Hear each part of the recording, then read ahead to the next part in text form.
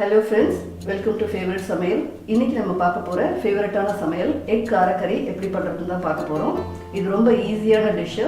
ஆபீஸ்ல இருந்து வந்தா just 10 minutesல கூட பண்ணிடலாம். இதை எப்படி பண்றதுன்னு பார்க்கலாம். வீடியோவை ஸ்கிப் பண்ணாம பாருங்க.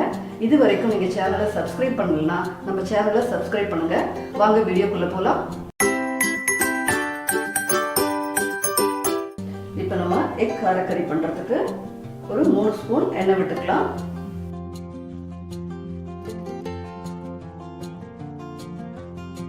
இப்போ எண்ணெய் காஞ்ச உடனே கொஞ்சம் கடுகு போட்டுக்கலாம். கடுகு பொரிஞ்சாச்சு, உளுத்தம் பருப்பு கொஞ்சம் போட்டுக்கலாம். கொஞ்சமா ஜீரகம் போட்டுக்கலாம். 1/4 ஸ்பூன் அளவு சோம்பு போட்டுக்கலாம். இதோட 4 பெரிய சைஸ் வெங்காயம் பொடியை கட் பண்ணி வச்சிருக்கேன், அதையும் போட்டுக்கலாம்.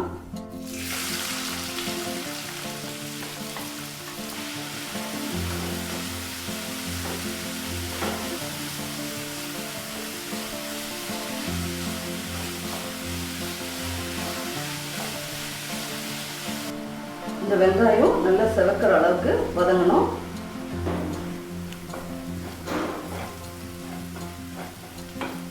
இதோட கொஞ்சம் கருவேப்பிலை போட்டுக்கலாம்.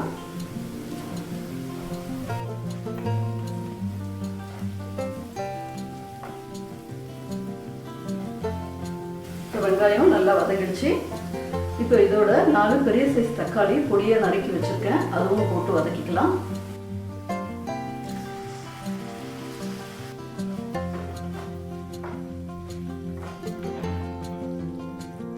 தக்காளியோட ஈரப்பதம் போற அளவுக்கு நல்லா வதக்கிக்கிட்டே இருக்கணும்.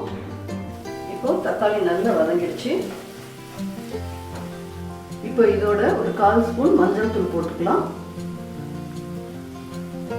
1 ஸ்பூன் அளவுக்கு தனி மிளகாத்தூள் போட்டுக்கலாம்.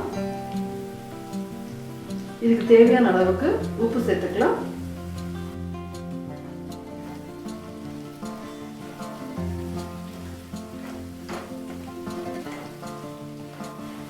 இந்த மிளகாத்தூள் பச்சை வாடை போற அளவுக்கு வேகிறதுக்கு ஒரு 1/2 டம்ளர் அளவுக்கு தண்ணி சேர்த்துக்கலாம்.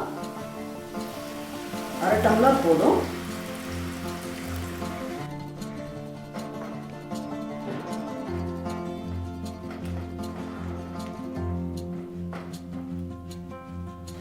இப்போ இதை சிம்லயே ஒரு 5 நிமிஷத்துக்கு மூடி போட்டு வேக வச்சுக்கலாம்.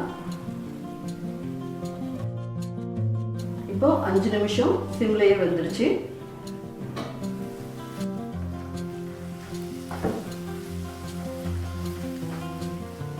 தண்ணி எல்லாம் நல்லா வத்திடுச்சு. இந்த ஸ்டேஜில் நான் 6 முட்டை பவுலில் உடைச்சி வச்சிருக்கேன், இதை நம்ம சேர்த்துக்கலாம்.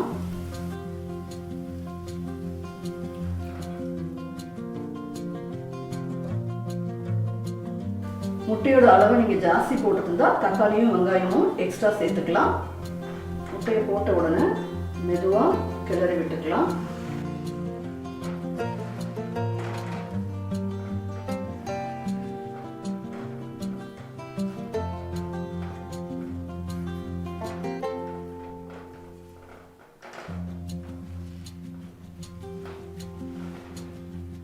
இது கொஞ்ச நேரம் வேக வேக நம்ம கிளறி விடணும். இதை கொஞ்சம் வேக விட்டு பொறுமையா அடி பிடிக்காம கிளறிட்டே இருக்கணும். முட்டை நல்லா வெந்துடுச்சு, நல்லா வதங்கிடுச்சு.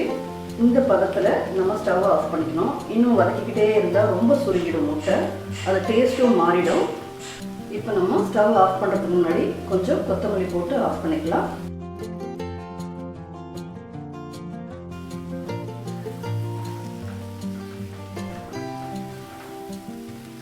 இப்போ நம்மளோட எக் எக் காரக்கறி ரெடி ஆயிடுச்சு. ஸ்டவ் ஆஃப் பண்ணி ஒரு பவுலில் சர்வ் பண்ணிக்கலாம்.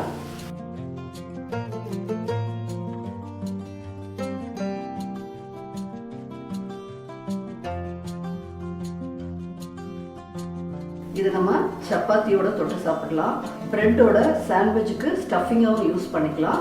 ஒயிட் ரைஸோடையும் மிக்ஸ் பண்ணி சாப்பிடலாம். ரசம் சாதம், சாம்பார் சாதம் எல்லாத்தோடையுமே சூப்பரான ஒரு காம்பினேஷன் இது. இது செய்யறதுக்கும் ரொம்ப ஈஸி தான். இதை நீங்களும் வீட்டில் ட்ரை பண்ணி பாருங்கள். இந்த வீடியோ உங்களுக்கு பிடிச்சிருந்தா ஃபேவரட் சமையலுக்கு சப்ஸ்கிரைப் பண்ணுங்கள். உங்கள் ஃபேவரட்டான ரெசிபீஸை ட்ரை பண்ணுங்கள். ஃப்ளேவரை என்ஜாய் பண்ணுங்கள். உங்கள் கமெண்ட்ஸையும் கமெண்ட் பாக்ஸில் லீவ் பண்ணுங்கள். நம்ம அடுத்த வீடியோவில் பார்க்கலாம். தேங்க்ஸ் ஃபார் வாட்சிங் ஃப்ரெண்ட்ஸ்.